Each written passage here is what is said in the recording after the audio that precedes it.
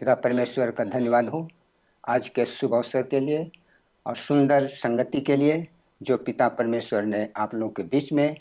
उपस्थित होकर हमें आप लोगों के बीच में उस जीवित वचन को बताने के लिए पिता परमेश्वर ने हमें मौका दिया है। इसीलिए उस परमेश्वर को हम धन्यवाद देते हैं और आप लोगों के बीच में वो जीवित वचन बांटने के लिए परमेश्वर ने हमें आप लोगों के बीच में उपस्थित होने के लिए सुंदर अवसर दिया है। प्रियो, आज उस सत्यता को जानना है जो सत्य जो परमेश्वर हम लोग के बीच में जो सत्यता दिखाया है। उन्होंने हम लोग के बीच में अपने एकलौते पुत्र यीशु मसीह को भेजा है इस संसार में और उन्होंने संसार से उस जगत से प्रेम किया है और उन्होंने इस संसार के लोगों को बचाने के लिए और शैतान की गुलामी से छुटकारा देने के लिए उन्होंने कुर्बानी दी है और उन्होंने अपने प्राण की कुर्बानी दी है और उन्हें अपने बहुमूल्य लहू बहाया है। इससे हमें उन्होंने हम लोग सबों को स्वतंत्र किया है। निर्गमन 20 अध्याय 1 पद में परमेश्वर ने ये वचन कहा है कि मैं तेरा परमेश्वर हूँ और मैं तुम्हें दासत्व के घर से छुड़ा कर लाया हूँ, इसलिए और मिस्र देश के से मैं हमें छुड़ाया हूँ। इसलिए परमेश्वर ने निर्गमन 20 अध्याय 3 पद में लिखा है, मुझे छोड़कर दूसरा ईश्वर नहीं होना है और मूर्ति खोदकर अपने लिए कोई ईश्वर नहीं बनाना है और अपने परमेश्वर का नाम व्यर्थ नहीं लेना है और विश्राम दिन को पवित्र करने के लिए स्मरण करना है और अपने पिता और माता का आदर करना है, खून नहीं करना है, व्यभिचार नहीं करना है और चोरी नहीं करना है और दूसरे के घर या संपत्ति का लालच नहीं करना है। मेरे प्रियो, यह बहुत बहुमूल्य वचन है और इस वचन के अनुसार चलने से हमें उस सत्यता को हम जानेंगे और जिस सत्यता के अनुसार चलने से हमें यह स्वतंत्रता हासिल होगी। जिस प्रकार से यीशु ने हमें स्वतंत्र किया है, शैतान की गुलामी से उन्होंने हम लोगों को स्वतंत्र किया है, अपनी कुर्बानी देकर अपने बहुमूल्य खून लहू बहाकर उन्होंने हमें स्वतंत्र किया है। इसलिए मेरे प्रियो, उस वचन पर हमें विश्वास करना है और उस वचन के अनुसार हमें चलना है, जिस वचन के अनुसार से चलने से हमें यह स्वतंत्रता हासिल होगी और हमें सत्यता की ओर आगे बढ़ते हुए हम उस स्वर्ग की उस चिरस्थायी घर में पिता परमेश्वर के साथ रहने के लिए हमें ये हमें वचन बल मिलेगा। प्रियो, इसलिए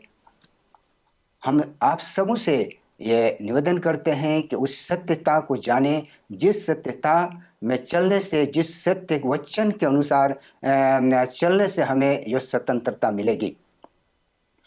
यूहन्ना 8 अध्याय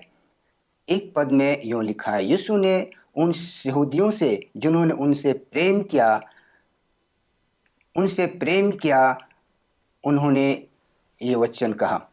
यदि तुम मेरे वचन के अनुसार चलोगे तो सचमुच मेरे चेले ठहरोगे। इसलिए मेरे प्रियो, उस वचन के अनुसार हमें चलना है, जिस वचन के द्वारा चलने से हमें वो उनके चेले समझे जाएंगे और उस स्वतंत्रता को हमें हासिल करने की हमें ये बहुत शक्तिशाली और जीवित वचन को हमें अपने आप में जानने का हमें मौका मिलेगा।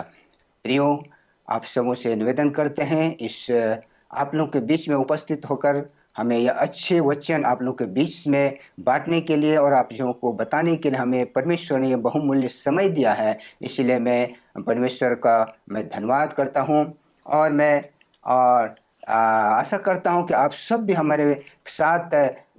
मेरे इस वचन के द्वारा आप लोगों को अच्छी रास्ते पर चलने के लिए आप लोगों को ये अच्छा सुनहरा मौका मिला है हम लोग हमारे वचन के अनुसार से, पिता परमेश्वर के वचन के अनुसार चलने से ये आप लोगों को ये स्वतंत्रता हासिल होगी।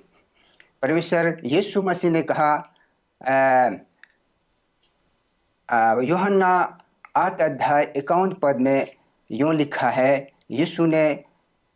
कहा, मैं तुम्हें सच सच कहता हूँ, जो व्यक्ति मेरे वचन के अनुसार चलेगा वो अनंत काल तक मृत्यु को न देखेगा। प्रियो, यह बहुत ही बहुमूल्य वचन है। यीशु ने यह सच सच कहा है कि जो व्यक्ति मेरे वचन के अनुसार चलेगा वो अनंत काल तक मृत्यु को नहीं देखेगा। यह बहुत अच्छा वचन है, और इसलिए हमें उस वचन के अनुसार चलना है जो परमेश्वर ने हमें बताया है। अपने वचन के अनुसार चलने के लिए हमें यह राह दिखाया है कि मुझे छोड़कर दूसरा ईश्वर नहीं होना चाहिए, और तो अपने लिए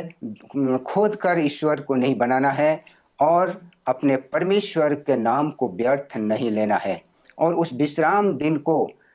पवित्र मानते हुए उसको स्मरण करने की आवश्यकता है, और अपने पिता और माता का आदर करने की आवश्यकता है। किसी का खून नहीं करना है, व्यभिचार नहीं करना है, चोरी नहीं करना है, और किसी के घर और संपत्ति का लालच नहीं करना है। यह बहुत ही महत्वपूर्ण वचन है। इसी वचन को स्मरण करते हुए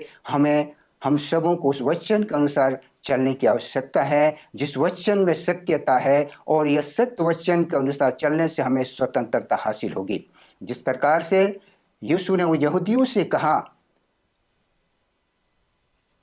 कि मैं सच सच कहता हूँ, जो मेरे वचन पर बने रहेंगे वो मेरे चेले ठहरे जाएंगे। इसलिए हमें उस वचन के अनुसार हमें चलना है, जिस प्रकार से यीशु ने अपने उन लोगों को, उन यहूदियों को अपने वचन के अनुसार चलने के लिए उन्होंने मार्गदर्शन किया है, उन्होंने उकसाया अपने वचन के अनुसार चलने के लिए। इस प्रकार हम सबको भी उस वचन के अनुसार चलेंगे ताकि हम उनके चेले समझे जा सकें। इस प्रकार से प्रभु ने, यीशु मसीह ने फिर से अपने लोगों से कहा कि मैं तुम्हें सच सच कहता हूँ, जो व्यक्ति जो मेरे वचन पर बने रहेंगे वो अनंत काल तक मृत्यु को नहीं देखेंगे। मेरे प्रियो, आपसे हम निवेदन करते हैं, उस वचन के हमें चलने की आवश्यकता है, जिस वचन के अनुसार चलने से हमें मृत्यु पर विजय हासिल होगी, और अनंत काल तक हम वो विजय पा सकते हैं मृत्यु से, और अनंत काल तक हमें उस जीवित परमेश्वर के साथ उस स्वर्गीय पवित्र घर में उनके साथ रहने के लिए हमें बहुत शुभ अवसर मिलेगा, और आनंद से आनंद हम उस जीवन को व्यतीत कर सकते हैं। मेरे प्रियो,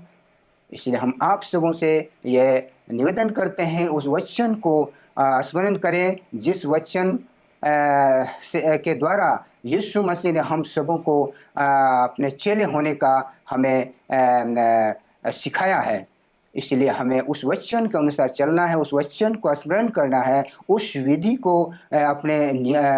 स्मरण करना है, जिस नियम को, जिस विधि को चलने के लिए परमेश्वर ने हम सबों को सिखाया है। उस बहुमूल्य वचन को याद करना है। इसलिए हमें उस वचन के अनुसार चलने से हमें वो अनंत जीवन की स्वतंत्रता हासिल होगी। मेरे प्रियो,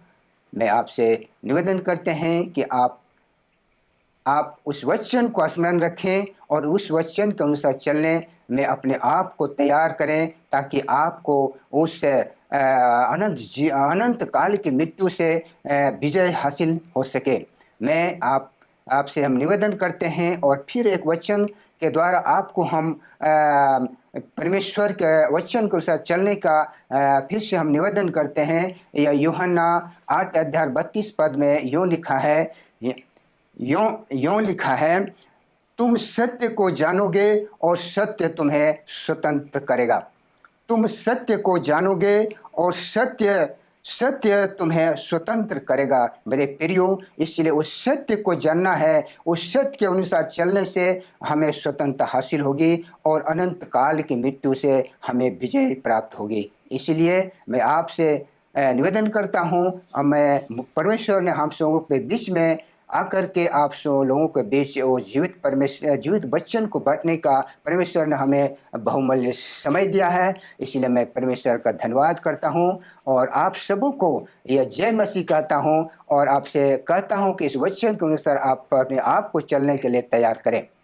इस वचन के साथ मैं अपने बातों को समाप्त करता हूँ। यीशु मसीह का धन्यवाद करता हूँ